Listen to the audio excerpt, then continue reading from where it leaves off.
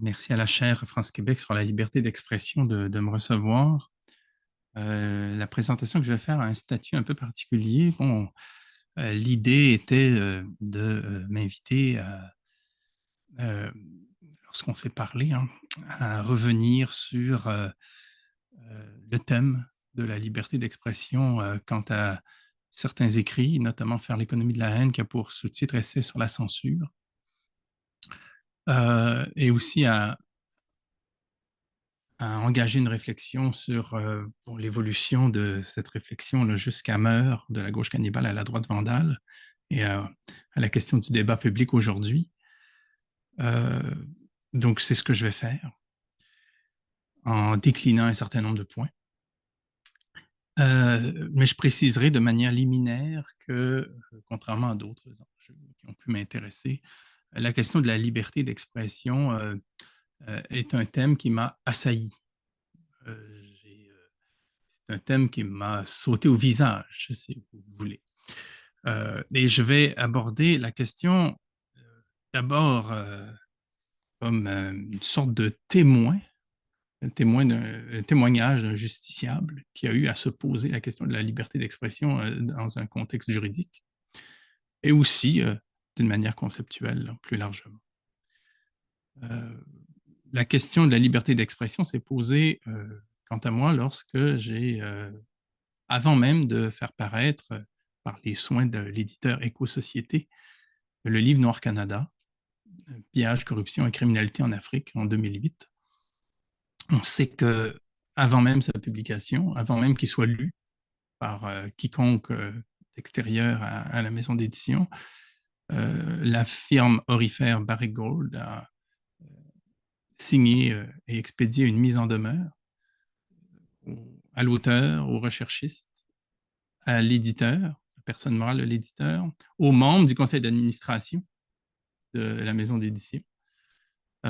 Et un peu plus, c'est le camionneur qui distribue les exemplaires recevait lui aussi sa mise en demeure. C'était une pluie battante de mise en demeure, rédigée dans des termes intimidants et qui substantiellement disait ceci, ne faites pas paraître ce livre, sinon ça va mal aller. Ces mises en demeure ont été expédiées sur la base de l'annonce faite par l'éditeur de la sortie du livre sur son site Internet, et non pas par rapport à ce qu'il contenait. Le livre a été finalement publié, il a fait l'objet d'une poursuite. On a eu l'impression, nous, tout au long de ces poursuites, de ces procédures judiciaires qui ont duré 3 ans, qu'il s'agissait pour les demandeurs d'être en quête de substance quant à leur propre requête. La chose ne suffisant pas à nous arrêter, Barrick Gold en Ontario, dans une autre législation, dans un autre système de droit, hein, la common law et non le droit civil, nous a aussi poursuivis pour 5 millions de dollars en nous faisant parvenir ce qui ressemblait davantage à une serpillière qu'à un acte d'accusation, dans la mesure où il y avait des fautes d'orthographe dans à peu près tout ce qui pouvait s'écrire, y compris le nom même de la filiale de l'entreprise qui nous poursuivait. Et là, je passe sur les noms propres des, euh, des parties prenantes, des acteurs sociaux mentionnés. Je ne vais pas revenir en détail sur ce cas, mais évidemment, être dans une position comme celle-là nous amène à réfléchir d'une manière particulière. Je veux simplement le signaler ici. On ne réfléchit pas à un enjeu comme celui-là de la même manière lorsque on fait l'objet euh, de ce que d'aucuns à l'époque qualifiaient de poursuite bâillon, euh, et que lorsqu'on est en bibliothèque à réfléchir posément à un enjeu donné. Euh, En quoi consistait le livre? Je dirais très rapidement, simplement pour nous situer, qu'il consistait en l'évocation d'un fait, un fait principal. Ce fait, c'est l'existence d'une bibliographie que nous avons constituée, moi puis mes recherchistes, euh, à savoir que dans le monde, un très grand nombre de sources provenant de différents pays euh, euh, et concernant des expertises diverses, dans des langues différentes et dans des modes d'expression différents, par dizaines et par dizaines et par dizaines, euh, collectivement, alléguaient le fait de cas d'abus graves de la part d'entreprises canadiennes en Afrique. C'était le fait. Le fait, c'est qu'il y avait des dépositions faites devant des commissions parlementaires dans différents pays du monde, des rapports d'organisations internationales indépendantes, des articles scientifiques en sciences politiques, en droit, en sociologie, en anthropologie, des documentaires dans différentes langues, par différents acteurs sociaux, des productions faites par des Africains des documents onusiens qui, d'une manière croisée, nous permettait de dire il y a un nombre extraordinaire d'allégations qui visent des entreprises canadiennes en Afrique quant à des cas d'abus graves. Malversation, corruption, atteinte à la santé publique, euh, collusion avec des seigneurs de guerre et quoi encore. Et notre travail menait à une seule conclusion, il y a matière à enquête.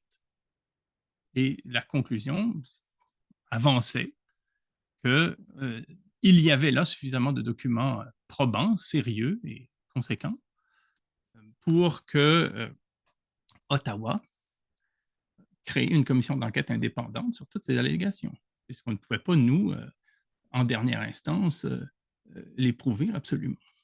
On reprenait là un élément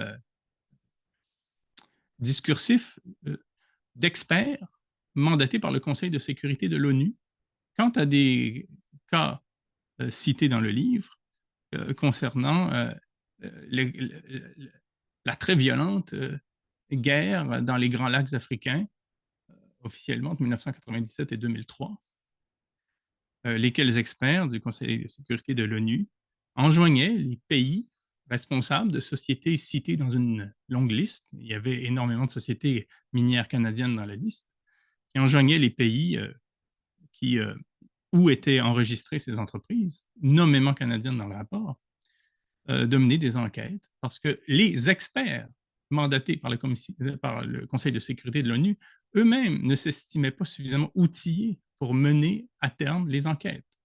Donc nous nous sommes dit, si des enquêteurs de l'ONU, ne s'estiment pas, eux, suffisamment outillés pour mener à terme les enquêtes et se tournent vers les États, nous sommes bien légitimés, nous, chercheurs, qui avons encore moins de moyens, chercheurs indépendants, de faire de même. Et deuxièmement, évidemment, la demande des experts cités par l'ONU dans un rapport que je pourrais mentionner là, dûment, là, si vous le souhaitez, 2 rapports même, avait tout à fait raison de se tourner vers les institutions publiques, tout simplement parce qu'elles sont en mesure, elles, de requérir des documents, des dépositions, des témoignages, ce que ne peut pas faire un enquêteur ou un journaliste ou un chercheur ou quelques citoyens dans un pays. Tout au plus, on nous renvoie à un expert en relations publiques. Bon. Bref, telle était notre position. Et après 3 années de procédure, dans un contexte que je ne décrirai pas ici parce que ce n'est pas tout à fait le but, nous avons été amenés à signer une entente dite à l'amiable en acceptant que le livre soit retiré du commerce après avoir fait connaître nos thèses pendant 3 ans et permis la vente de milliers d'exemplaires. Les thèses de Noir Canada ont été reprises telles quelles, toutes, dans un autre livre qui, lui, est toujours dans le commerce aujourd'hui, qui s'intitule Paradis sous terre, et qui constitue une façon de réécrire le livre avec une nouvelle couverture. Lorsque vous faites une recherche sur les livres censurés dans le monde, Nord Canada est le seul qui est souvent cité quant au Canada. Peut-être y en a-t-il d'autres, mais à ma connaissance, les sites qui répertorient les livres qui ont été censurés dans l'histoire relèvent Nord Canada comme étant le seul titre au Canada. Ces poursuites m'ont amené à observer deux choses par rapport aux médias et par rapport aux universités, notamment. Il a été intéressant de voir que les poursuites ont en quelque sorte figé les médias, dans le sens où dès lors que Barry Gold et ensuite Banro Corporation ont poursuivi les artisans du livre, c'est-à-dire la maison d'édition, euh, les deux recherchistes, Delphine Abadi, William Sachet et moi-même, l'auteur, euh, pour 11 millions de dollars en dommages, pour un livre qui était à peine paru, il faut le faire. Juste pour vous dire un peu dans le contexte kafkaïen dans lequel on baignait, Banro Corporation reprochait au livre qui a été vendu à hauteur de 83 exemplaires en Ontario d'avoir provoqué 5 millions de dommages. Donc ça voulait dire que la communauté franco-ontarienne était capable d'engendrer des dommages à hauteur de 5 millions de dollars dès lors qu'elle lisait un livre produit par Meso. C'est avec ce type d'absurdité qu'il fallait s'escrimer. Dès lors que les poursuites ont été annoncées, toutes les entrevues que j'avais inscrites à mon agenda ont été les unes après les autres annulées, notamment à Radio-Canada. Là, j'ai inclus Tout le monde en parle. J'ai inclus des émissions dans les grandes tribunes d'affaires publiques là, de l'époque, en 2008. Et surtout, ce qui est très intéressant, c'est qu'il n'y a eu, et c'est encore vrai à ce jour, aucune critique du livre dans les grands médias. Aucune. La seule critique du livre à laquelle on a pu avoir accès dans les grands médias, alors que le livre était diffusé, c'est pour ça que nous étions devant les tribunaux, c'est parce que nous nous battions pour qu'il existât, c'est dans le Monde diplomatique. Le Monde diplomatique a publié une critique du livre. Il y a eu tout un feuilleton autour de l'affaire judiciaire, mais du livre, on n'osait même pas l'ouvrir quand on était journaliste, apparemment. En tout cas, on n'osait pas en parler publiquement. Du contenu du livre. Quelques universitaires, notamment une revue de sociologie, a produit une recension tout à fait pertinente, rigoureuse. Il y a eu quelques manifestations du genre, mais rien dans les grands médias. C'est d'ailleurs presque amusant de voir qu'à répétition, des journalistes qui suivaient l'affaire, le feuilleton pendant 3 ans, m'ont continuellement cité, disant il y a 1213 notes de bas de page dans le livre, tout repose sur des données publiques. Les données publiques avancent ce que j'ai dit tout à l'heure, et on me citait dire ça, mais il n'y en a pas un qui allait voir les sources. Il y a des documents de l'ONU, on ne citait pas les documents de l'ONU en question. C'est comme si on n'osait pas aller plus loin que ma propre parole, quand on se sentait déjà courageux de me citer. Quant aux universitaires, je distinguerais universitaires et université, c'est-à-dire certains professeurs et l'institution, et par institution, j'entends pas simplement le rectorat, mais aussi les départements universitaires. Autant je puis dire qu'il y a eu un soutien spectaculaire de la part de professeurs d'université, avec pour, je dirais, principale locomotive dans la défense publique des artisans de Nord-Canada, les professeurs en éthique de l'Université de Montréal, ce qui m'a un peu étonné parce que je m'attendais, moi, plutôt à un soutien de la part des marxistes de l'UQAM, mais là-dessus, ça a été plutôt silence radio et malaise et quoi encore. Mais les libéraux de l'Université de Montréal, avec lesquels je n'avais pas d'accointance particulière, mais pas d'hostilité non plus, c'est tout simplement pas mon courant, m'ont soutenu au premier chef Michel Seymour, qui a organisé avec beaucoup de vigueur et d'entrain une pétition réunissant des centaines de signatures de professeurs d'universités du Canada. Et je ne me souviens plus, mais je pense qu'on était autour de 700 ou 800. professeur d'université qui disait ces poursuites-là n'ont pas lieu d'être. Un chercheur en philosophie politique peut très bien, oui, citer l'ONU, oui, citer Amnesty International, oui, citer des dépositions faites devant des tribunaux, oui, citer des décisions judiciaires, oui, citer des reportages journalistiques crédibles là, de grands médias, les mentionner en tant qu'ils existent et indiquer qu'il en découle potentiellement une matière pour une commission d'enquête indépendante afin de faire la lumière sur tous ces cas allégués. Euh, Parmi ces centaines de journalistes, il y a une sous-pétition, si je puis dire, regroupant des dizaines, je pense que c'était 34 le nombre, des dizaines de professeurs de droit qui nommément soutenaient la démarche.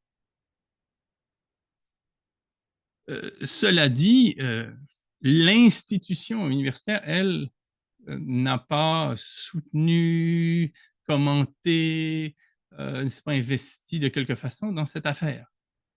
Et ce silence-là était très lourd.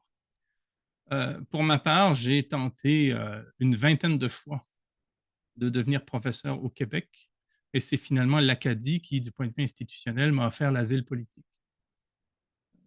La raison pour laquelle je suis fidèlement aujourd'hui engagé auprès de la communauté acadienne dans mon travail d'enseignement et de recherche.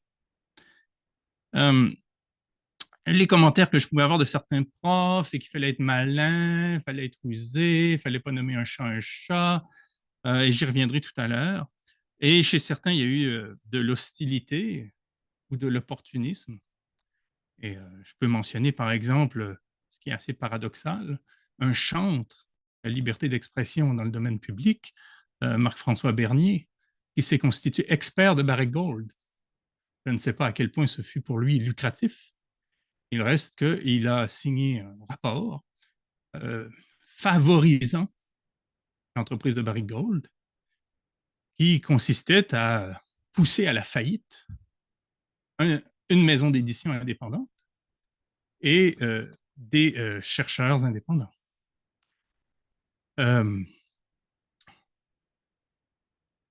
Le constat que j'ai tiré de tout cela, c'est qu'un certain nombre de professeurs ne me semblaient pas vouloir de cette liberté pour laquelle nous nous battions. Qu'il était embarrassant de lutter pour une liberté de recherche, une liberté d'expression dans le monde universitaire, une liberté universitaire, parce que force était de montrer, lorsqu'on était confronté à l'enjeu, qu'on préférait, au fond, chez certains et certaines, la flagornerie, la séduction, aux fins de subvention, aux fins de l'avancement de carrière, aux fins de tout ce qui peut satisfaire des appétits opportunistes. Et qu'au fond, lutter contre ceux qui financent l'institution, potentiellement, mordre la main qui nous nourrit, cracher dans la soupe, était de mauvaise loi, mais qu'il fallait quand même pas le dire parce qu'en principe, on est censé vouloir cette liberté-là. Et ce malaise-là était tout à fait palpable.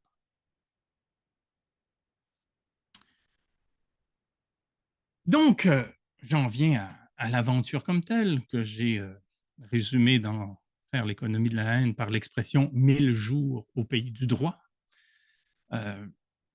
D'abord, des réflexions sur le droit lui-même et la liberté d'expression. Il m'a semblé très clair que dans son fonctionnement, dans ses pratiques, l'institution judiciaire nuit parfois à la liberté d'expression. Je vais donner 6 raisons rapidement. Dans le livre, je pense que j'en donne plus d'une vingtaine. D'abord, dans notre système, les avocats ne défendent pas des citoyens, ils défendent des clients. Même mon client.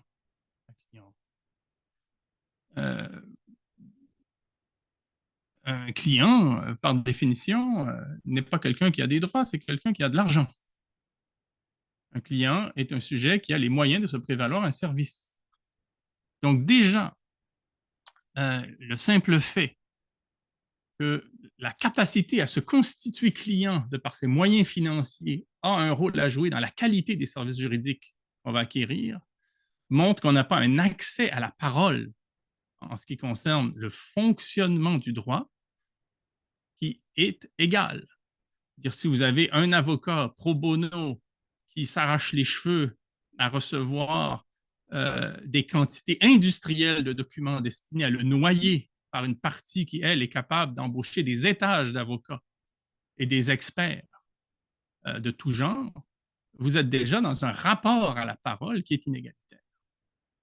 Et l'argent joue un rôle central dans le fonctionnement du droit, et je vais jusqu'à dire d'une manière rigoureuse, en sachant comment on emploie ce mot en philosophie, que l'argent corrompt l'institution judiciaire. Il y a un phénomène de corruption là, qui ne procède pas nécessairement par des enveloppes brunes, c'est pas de cela que je parle. J'entends une corruption beaucoup plus profonde et beaucoup plus grave. Euh, dans le fonctionnement de la justice, l'institution est passive, c'est-à-dire qu'elle ne se saisit que des questions que l'on lui soumet. Et encore une fois, pour lui soumettre une question, il faut être riche. Et lorsqu'on est riche et qu'on se tourne vers la justice et qu'on a l'avantage des moyens financiers, on peut avoir le monopole de la formulation du problème. Et on sait très bien, en philosophie, mais dans les sciences humaines et les humanités en général, que formuler un problème, c'est un enjeu considérable. Donc là, vous avez une instance qui est capable de formuler la problématique. Et c'est toujours à partir d'elle qu'il faudra se positionner. Donc l'enjeu, ce n'était pas que des sociétés canadiennes en Afrique polluent, corrompent, souillent, détruisent, provoquent des fausses couches en série, arment des dictateurs, arment des seigneurs de guerre, alimentent des guerres. Non, ce n'était pas ça. C'était de dire que nous avions diffamé une pauvre entreprise multimilliardaire dans le domaine aurifère, qui était la première en son domaine, et qu'il fallait en répondre. Et que tout tournait autour de cette problématisation qu'on avait le luxe de pouvoir formuler d'une manière privilégiée, parce qu'on a de l'argent. Troisième question, l'habitus des juges. C'est une notion sociologique, chère à Pierre Bourdieu. L'habitus des juges. Les juges, puisqu'ils se penchent sur des questions qu'on leur soumet, et puisqu'il faut être très riche dans le domaine du litige pour lui soumettre des questions, sont habitués à traiter de problèmes de riches, de problèmes de multinationales, de problèmes d'ordre financier, de problèmes liés à la réputation quant à la bourse. Si vous avez 2-3 sociologues, 2-3 philosophes, 2-3 esthètes qui débarquent pour parler de leurs enjeux, ils risquent fort de tomber sur des juges qui, littéralement et authentiquement, n'y comprennent rien, parce qu'il ne leur arrive jamais d'avoir à traiter de sujets du genre, ou presque.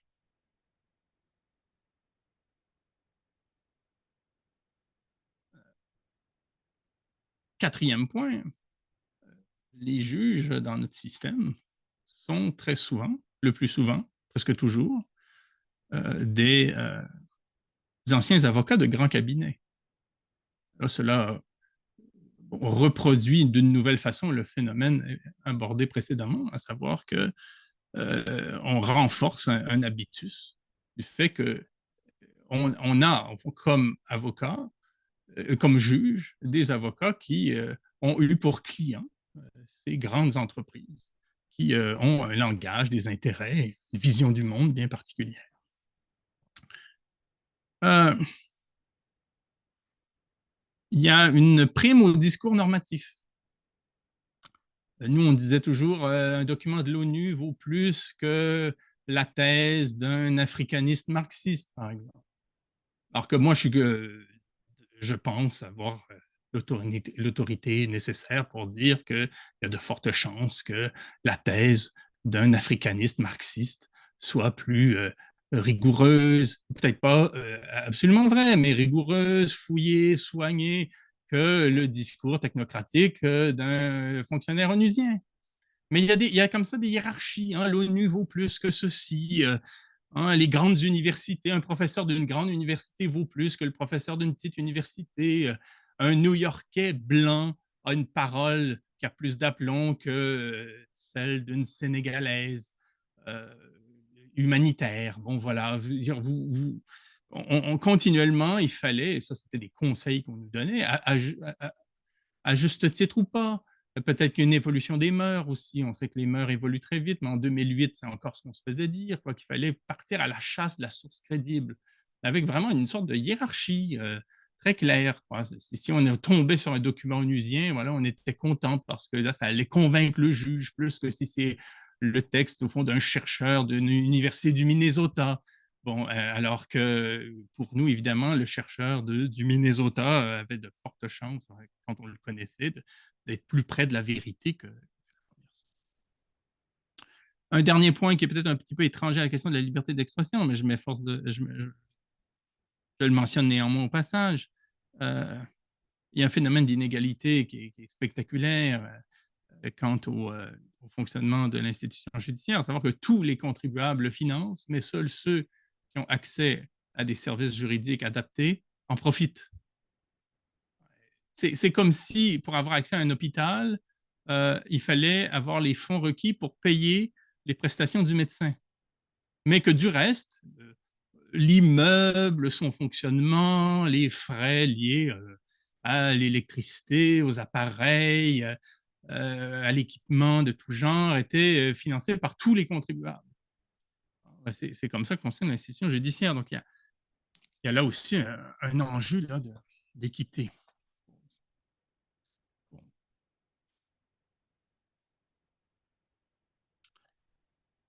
Euh, Quant à et je termine sur la question proprement juridique, mais quant à l'enjeu judiciaire, on se constate aussi comme justiciable face à un phénomène de dissonance cognitive.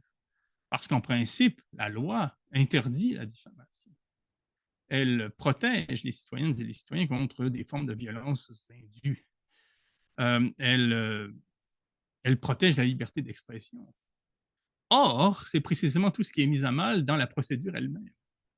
C'est-à-dire que si la loi euh, vise à empêcher la diffamation, dans la procédure, dans le déroulement d'un procès, diffamer est monnaie courante. On ne fait que ça, dans le sens où, dans la stratégie des, euh, des tacticiens du droit, discréditer l'autre est central.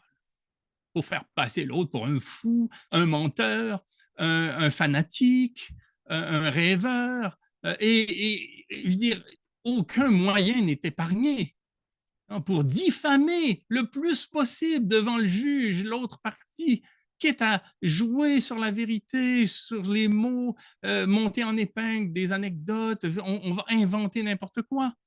Tout est permis pour discréditer l'autre. Et donc, l'arène juridique est un des forums dans l'espace social où la diffamation se fait le plus librement. Cela va de pair avec un certain nombre de violences indues, un espionnage ostensible, on montre qu'on nous suit à la trace. Euh, les questions qui sont posées dans le cadre d'un tribunal peuvent être lourdement tendancieuses, ouvertement méchantes, euh, surtout dans le contexte des interrogatoires avant procès, sans la présence physique d'un juge, qui permet tous les coups du moment que la représentation n'est pas équitable en ce qui concerne les conseillers les juridiques, c'est-à-dire les avocats. Il y a des menaces de châtiment, ainsi de suite. Et au fond, la procédure est pire que quoi que ce soit qui pourrait survenir dans l'espace public. Bon, je veux dire, me faire bon, dénoncer par une entreprise minière en public, à la rigueur, ça me fait rire. Mais dans un système judiciaire, là, il y a un surcroît de violence qui est propre au dispositif lui-même. Et quand on est riche, on peut utiliser ce dispositif-là comme une arme envers un justiciable qu'on a décidé de cibler. Et au fond, la procédure est déjà un châtiment. Elle est d'autant plus qu'il y a une inégalité de statut. Ça serait le troisième point de ma deuxième liste. Une inégalité de statut dans la mesure où non seulement l'entreprise est plus riche, infiniment plus riche, lorsqu'elle est milliardaire et qu'elle peut ensevelir de documents le tribunal et la partie adverse, mais aussi elle a une différence de statut dans la mesure où elle est une personne morale.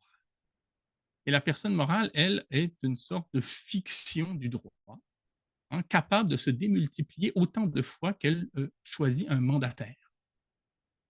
Et l'entreprise qui poursuit pour diffamation un auteur qu'elle souhaite censurer peut encore, malgré qu'elle soit représentée devant un tribunal, signer des contrats, négocier l'accès à des sites miniers. Elle peut encore faire des représentations dans des salons officiels. Elle peut encore faire du lobbying. Je veux dire, elle opère toujours. Elle est un monstre à plusieurs têtes. Tandis que le particulier n'est que lui-même. Moi, je suis suffisamment en santé mentale pour savoir que quand je suis dans ma maison, je ne suis pas en même temps à New York, à Tokyo, à Sao Paulo et à Londres. Bon, mais une entreprise multinationale n'a pas à faire preuve de santé mentale. Elle peut être partout. Elle peut être partout à la fois. Donc, elle n'est pas gênée par la lourdeur des procédures. Au contraire, elle en use, elle en jouit, elle en rajoute, elle alourdit autant qu'elle peut, parce qu'elle sait que la personne qui est devant elle n'est pas une personne morale, c'est une personne qui est mobilisée de sa personne. Moi, je ne me suis pas incorporé pour que quelqu'un parle à ma place pendant que je vis ma vie. Bon. Et cela constitue une façon de brimer, au fond, des droits dans le cadre même de la justice qui est censée les garantir. Je vais vite sur la capacité à mentir, mais dire mentir, et je veux dire, j'ai observé que mentir est une pratique courante, mentir par omission, mentir par exagération, euh, mentir par une sorte de surdité aussi. On a beau répliquer euh, ce qu'il faut pour invalider un mensonge, il sera répété jusqu'à ce qu'on le retrouve dans des décisions de justice. Ce mensonge, à force de le répéter, il devient vrai. Hein, il devient même une affaire de droit. Bon, euh, et on pourrait même aller jusqu'à la question du secret professionnel, quoi, qui est une antichambre du mensonge, potentiellement. Je ne suis pas en train de dire que tous les avocats sont des menteurs, mais je peux dire, dans ce cadre plus testimonial, que mentir ne m'a pas semblé une pratique qui inhibait le grand monde parmi la partie adverse.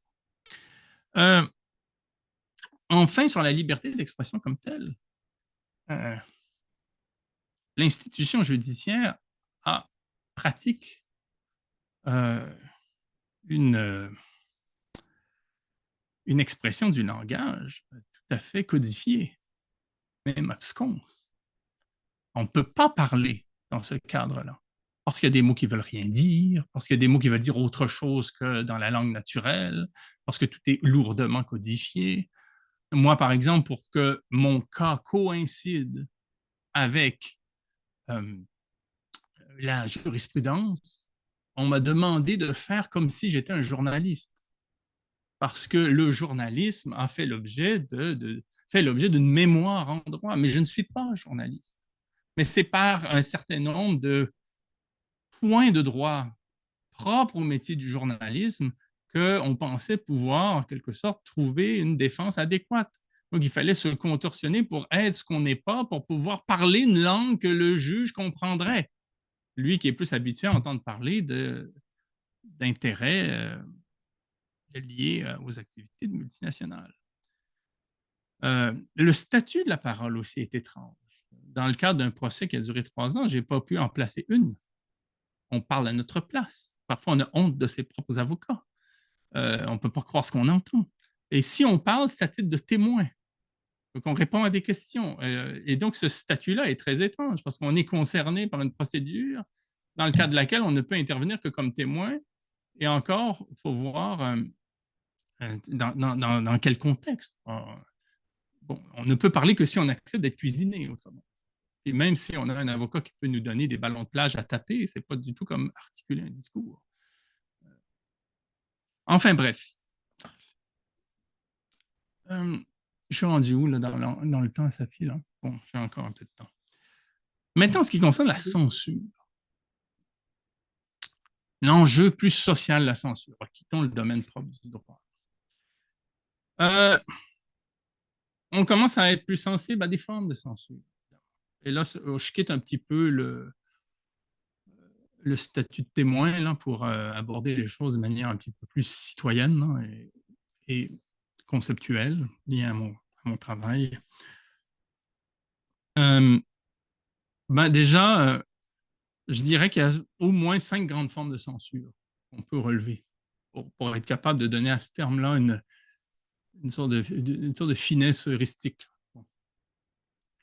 Par censure, je vais mettre de côté tout ce qui pourrait concerner la diplomatie, la retenue, la bienveillance. Là, ça, c'est pas vraiment de la censure. La censure suppose vraiment de réprimer quelque chose, de réprimer quelque chose qui mériterait d'être dit, ou en tout cas n'a même pas droit à ce moment d'examen.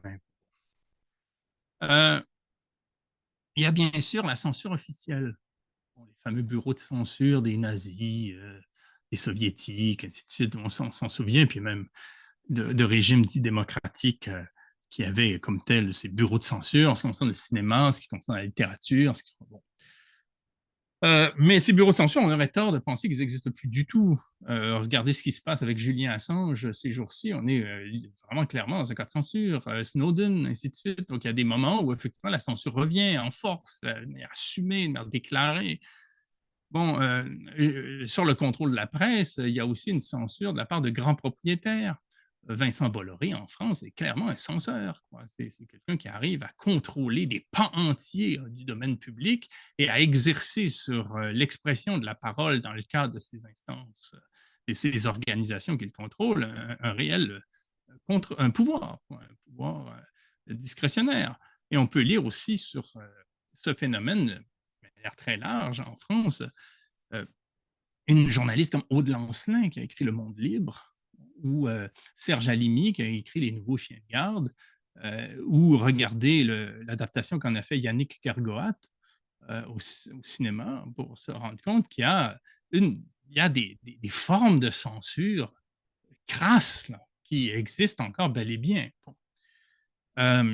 Mais force est d'admettre que la censure est plus efficace quand elle se censure elle-même. Quand la censure se censure comme censure, qu'elle arrive à faire passer la censure qu'elle exerce comme n'en étant pas, comme n'existant pas, elle est plus efficace.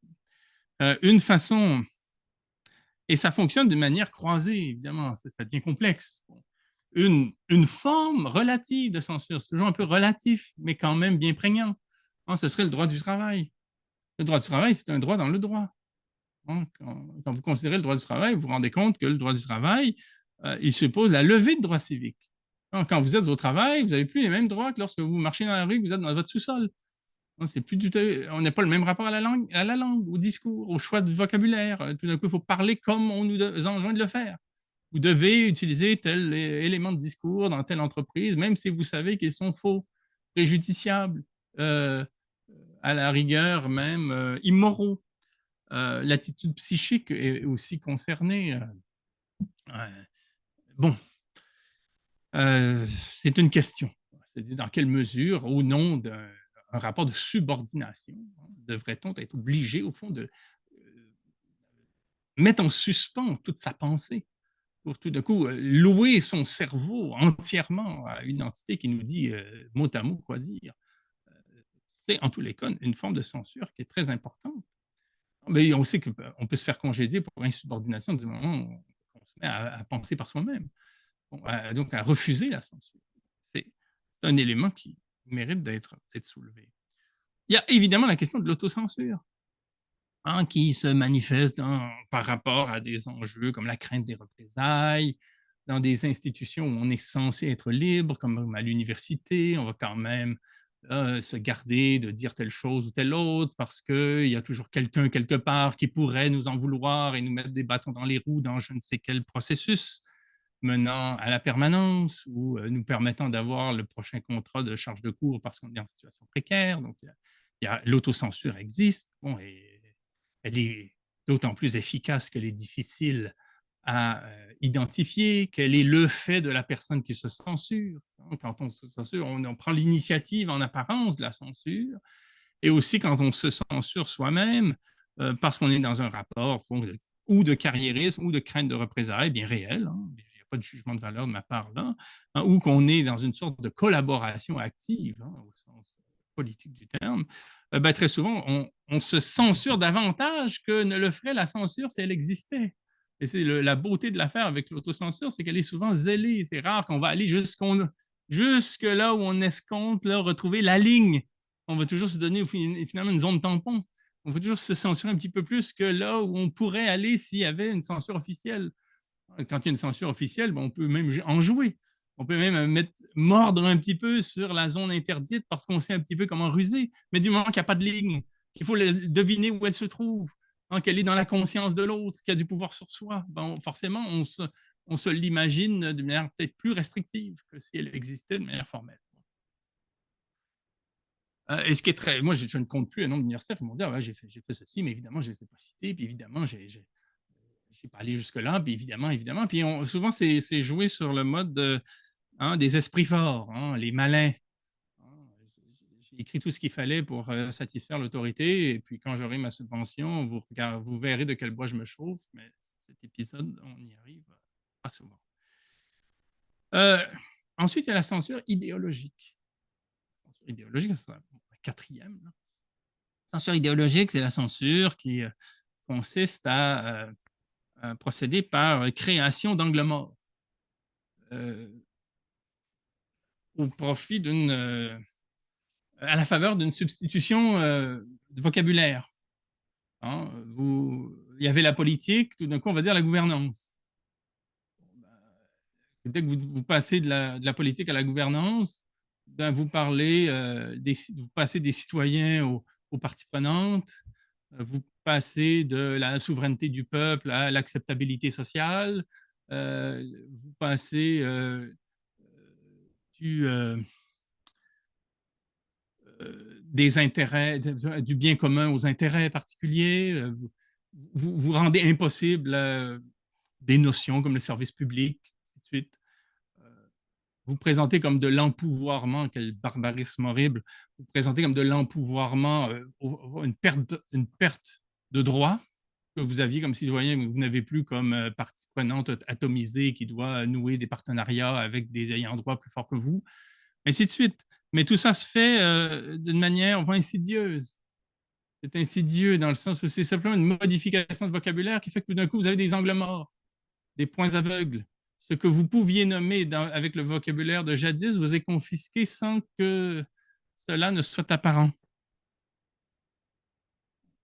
Puis une cinquième forme de censure, sans pouvoir être identifiée, elle existe nommément comme telle chez Sigmund Freud en psychanalyse, c'est la censure psychique. En Freud dit Zensur. Zensur, c'est la façon qu'a l'appareil psychique de refouler une idée avant même qu'elle apparaisse à la conscience parce que psychiquement, on pressent que ça ne le fera pas. It wouldn't do. Hein? Ça vient, hein? C'est ça. On sent que ça ne passera pas dans le milieu où on est, dans le contexte idéologique qui est le sien, dans les rapports de force face auxquels on se trouve. Alors, avant même qu'une notion parvienne à la conscience pour qu'on se dise qu'on va s'auto-censurer quant à elle, elle est censurée. Bon, et ça, on l'éprouve souvent sous la forme d'un malaise. Quoi. Et on va l'éprouver aussi chez les autres. Hein. C'est-à-dire que si vous osez prononcer un mot hein, ou avoir une sorte d'idée ou citer une référence, vous allez voir hein, chez les interlocuteurs qui procèdent de la censure une sorte de malaise qui ne sera même pas verbalisable. Tais-toi, on ne parle pas de ça ici. T'es fou, tu vas te condamner. Chut. Bon, et ça c'est la censure d'un point de vue donc, psychique. Oui, ensuite, là, par rapport au temps, j'ai peut-être 5 minutes encore pour. Oui, oui, c'est bon. Euh, on pourrait continuer longtemps sur la question de la fine de la censure par les objets de substitution. Très clair moi, par rapport à l'enjeu écologique. L'enjeu écologique, il est inouï, il est terrible. Disons, si on prenait au sérieux ce que dit le GIEC, si on prenait au sérieux la signature du Canada à l'accord de Paris de 2015, tout changerait, mais tout changerait. Et la signature de l'accord de Paris par le Canada en 2015 devrait supposer qu'on stoppe illico l'exploitation des sables bitumineux. À la place, je veux dire, après avoir signé, le Canada a offert un oléoduc à l'industrie pétrolière et quelques projets ici et là pour la satisfaire. Bon, et enfin, je ne veux pas faire tout un discours ici sur cette question-là, mais ce qui est intéressant, c'est de voir par quels moyens on distrait la pensée. Bon, c'est pas de la censure crasse, là, à l'ancienne, là, c'est pas Goebbels, là, bon, on est bien d'accord. Mais il y a des formes comme ça de. Là aussi, la psychanalyse m'intéresse par rapport à ça, c'est la création d'objets de substitution.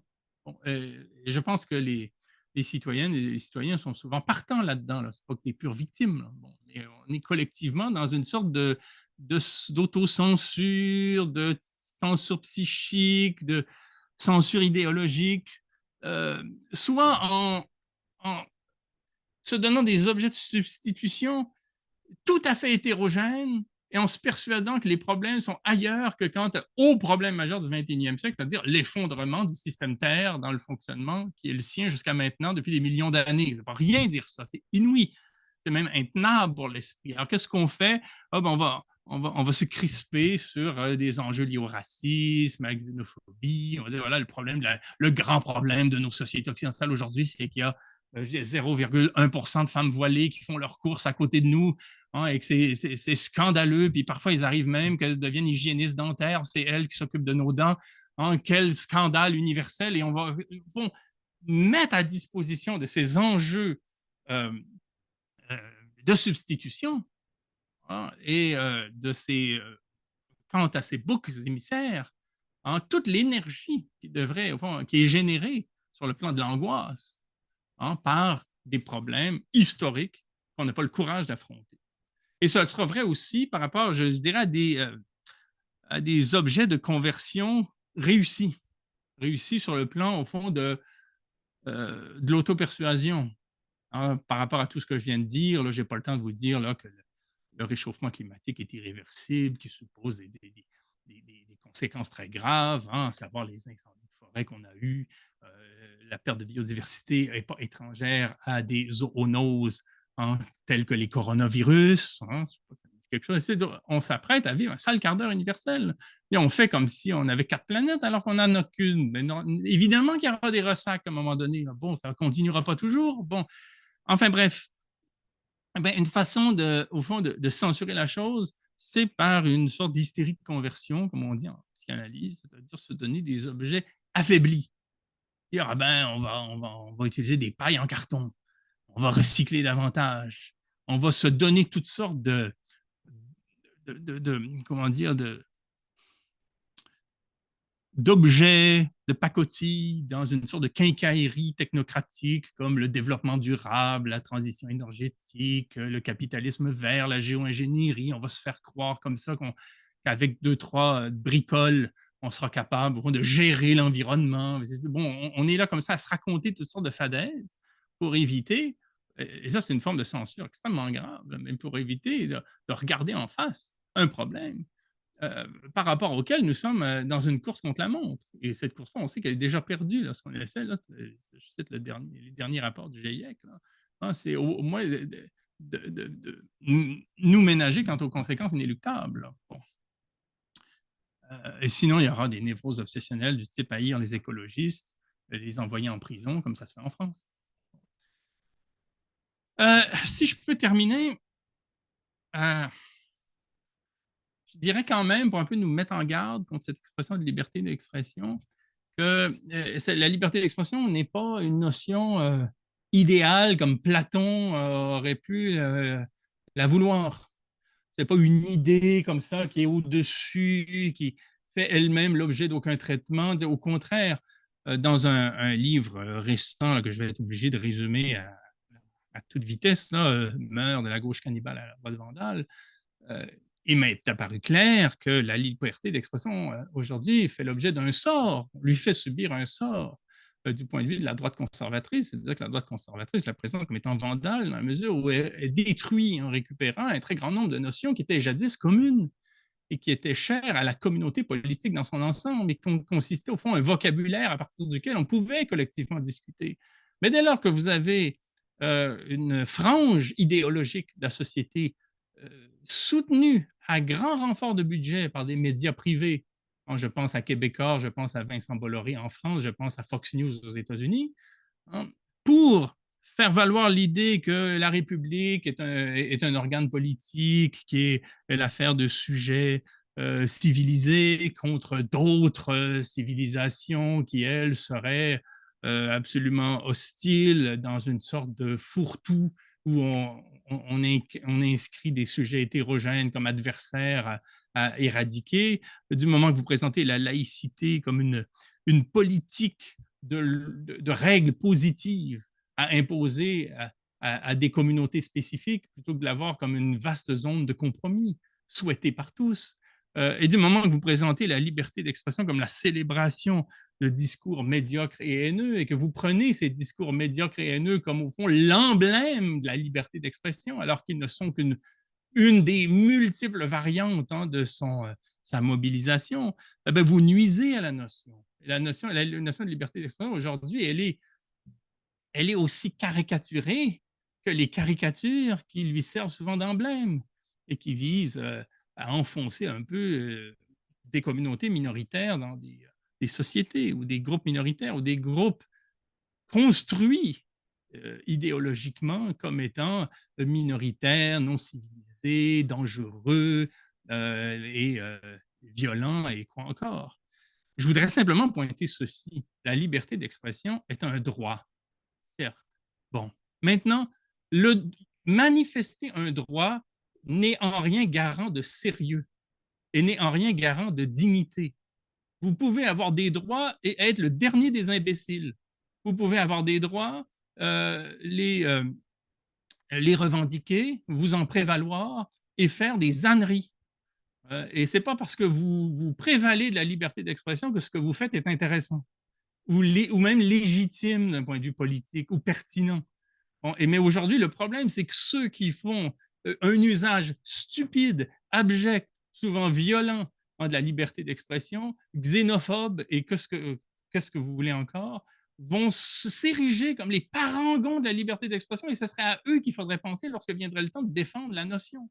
Certes, la notion existe, on peut s'exprimer, et ainsi de suite, mais ce n'est pas parce qu'on s'exprime que au fond, on peut s'ériger comme symbole digne de la liberté. Je pense que la liberté a des symboles pas mal plus dignes que la radio poubelle ou quelques aboyeurs et agitateurs publics d'extrême droite qui reproduit le même texte à chaque jour et la même chronique à chaque émission de plateau. Il y a un moment où on peut être à la recherche de formes plus exemplaires et plus stimulantes de symboles, même si effectivement la liberté d'expression comme droit peut s'exprimer, peut se reconnaître, là, comme dans maintes situations, dignes ou indignes.